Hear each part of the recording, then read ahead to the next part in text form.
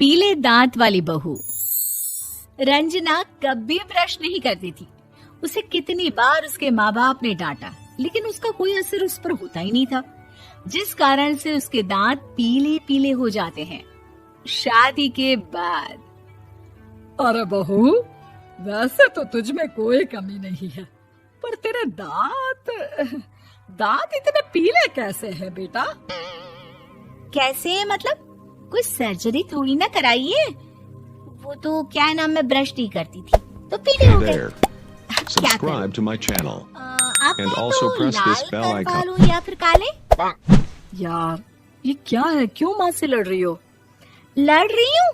अरे मैं लड़ रही हूँ या ये बोल रही है कि दांत पीले हैं, पीले। अरे तपस्या थोड़ी ना की है इन्हें पीले करने के लिए।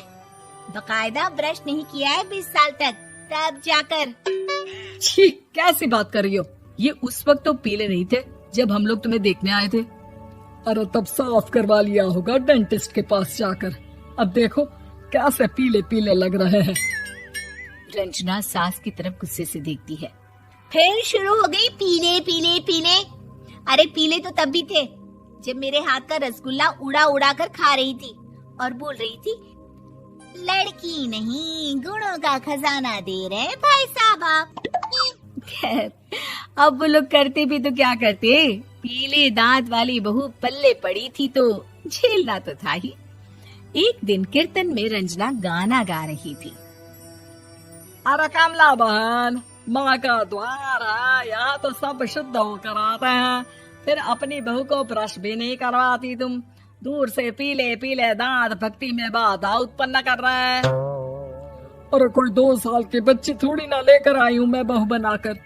अच्छी खासी लड़की है, अरे कैसे करवाऊं ब्रश? ये तो उसे खुद करना चाहिए ना।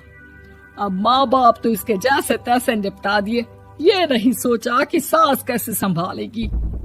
सास बहू को लेकर घर आ जाती है, लेकिन सोच लेती है कि अब इसे लेकर कहीं नहीं जाएगी।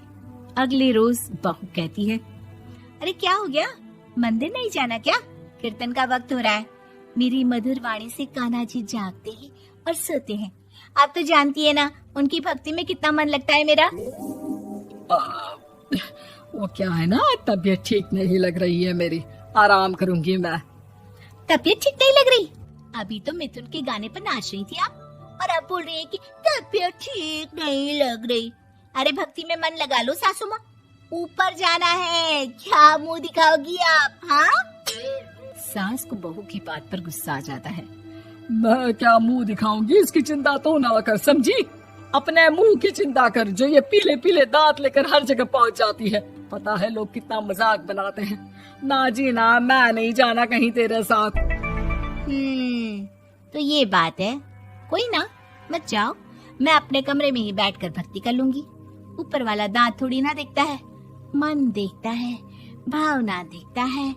और अरे बस बस, तू सब कुछ दिखा, बस ये सफेद चमकदार दांत ना दिखाना किसी को, है?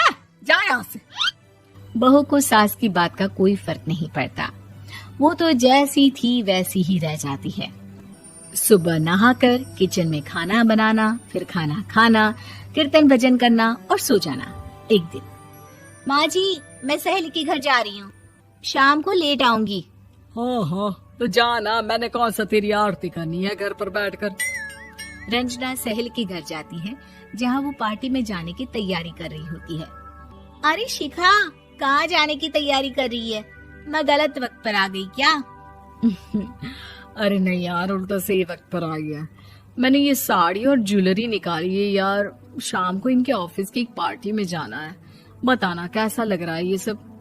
नहीं यार, इस ड्रेस के साथ तो वो वाली ज्वेलरी अच्छी लगेगी। हाँ हाँ सही बोल रही है, मैंने ध्यान ही नहीं दिया। वैसे तो हमेशा से मस्त फैशन सेंस रखती है। तो बड़ा जाती होगी ना पति के साथ पार्टी में।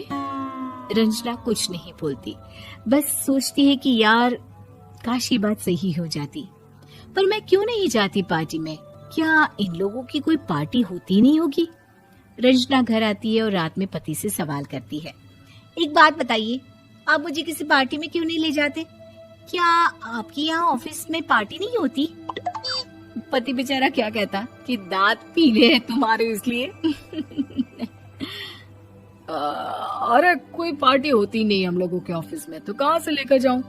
और मार्केट, मॉल, कहीं वीकेंड घूमना, कहीं तो। अरे यार सारे हफ्ते में एक छुट्टी मिलती है, तो सोचता हूँ कि आराम ही कर लूं। क्यों? रंजना मन मार के रह जाती है। पहले कभी सास के साथ मंदिर जाया करती थी, लेकिन वो भी सास ने ले जाना बंद कर दिया। घर बैठी बैठी रंजना बोर हो जाती है। तभी उसे आइडिया आता है और वो मायके जाने का सोचती है। सासू माँ, 2 दिनों के लिए मम्मी के घर जा रही हूँ। अच्छा अच्छा ठीक है, आराम से जा। और हाँ, माँ से कुछ अच्छी आदत सीख कर आना कि कैसे शरीर के हर भाग की तरह दांतों की सफाई भी जरूरी होती है, समझी? शुरू हो गई ना आप। वो लोग आपकी तरह नहीं है कि छोटी छोटी बात का बतंगड़ बना दे। उन लोगों के लिए मैं मायने रखती हूँ, ना कि मेरे पीले पीले दांत। रंजना माँ को बिना बताए उन लोगों को सरप्राइज देती है, लेकिन जैसे ही वो दरवाजे पर पहुंचती है, अंदर देखती है कि घर वाले कहीं जा रहे होते हैं। अब माँ, काश रंजना दीदी के दांतों वाली प्रॉब्लम नहीं होती, तो वो भी हम लोगों के साथ चलती ना बुआ जी की बेटी की शादी में। हाँ बेटा, लेकिन अब उसे कौन समझाए कि उसको उसके पीले दांत नहीं दिखते, लेकिन उसके आसपास के लोगों को कितना एम्बैरेसिंग फील कराते हैं। मुझे तो कितनी बार उसके स्कूल की टीचर ने शिकायत की कि उसके साथ कोई लड़की बैठना भी नहीं चाहती, और ना ही कॉलेज में कोई उससे बात करना चाहता था। लेकिन पता नहीं क्यों उसे ये बात समझ में ही नहीं आती। कोई कमी नहीं है उस लड़की में, बस यही कि दांत पीले हैं। वो तो भला हो जीजा जी और उनकी माँ का, जो दीदी को जैसी है वैसे ही रखा हुआ है। रंजना को अपने घर वालों की बात सुनकर बहुत दुख होता है। वो सोचती है कि वो क्या करे, लेकिन फिर वो सीधा डेंटिस्ट के पास जाती है, अपने दांत चमकाती है और कसम खाती है कि वो रोज ब्रश करेगी। अरे क्या हो गया? तुम तो 2 दिनों के लिए गई थी ना, पर कोई ना, अच्छा है, चलो आ गई तो। रंजना सास के सामने आकर खड़ी हो जाती है और पूरी स्माइल करती है, उसके चमकदार दांतों को दिखाती हुई। हैं? चले मंदिर? माँ, मुझे माफ कर दीजिए, मैंने आप लोगों को बहुत एम्बैरेसिंग फील करवाया। मैं आज से रोज